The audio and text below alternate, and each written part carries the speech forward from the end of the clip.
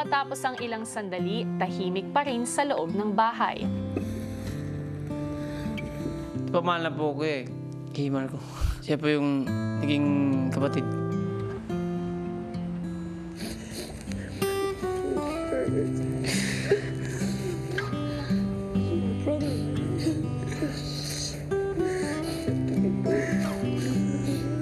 Tomorrow, his presence is gonna be missed a lot, especially by me.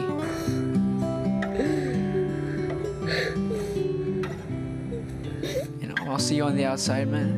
All the memories we've had have been great. Love you, man. Habang emosyonal pa rin ang mga kasama, si Christian nagsimula ng maghanda ng makakain ng lahat. Ayoko rin po kasi talaga makita umiiyak po yung mga taong mahalaga sa akin. Ilang saglit pa, pagpasok sa bahay, si Kisses hindi pa rin mapigilang umiyak.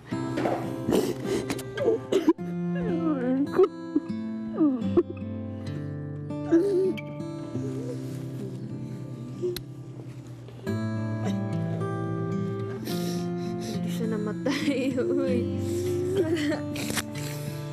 Maya-maya pa, habang tinutulungang magligpit ng gamit si Kisses, nakita ni Maymay ang papel na ginawa ng larong Flames nung dumating sina Angel, Sam at Zanjo. Kisses!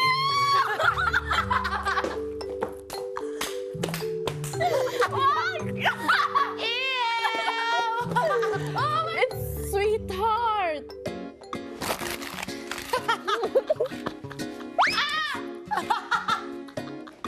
Ayoko na! Sige na. Oh, ilagay mo na dun sa basurahan. Tapos itatago niya dito. Ako na maglalagay.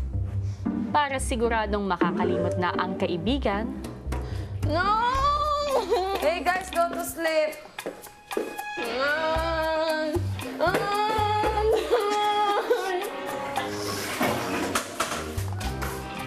Alam mo, hindi mo deserve yung mga lalaki na may mahal ng iba.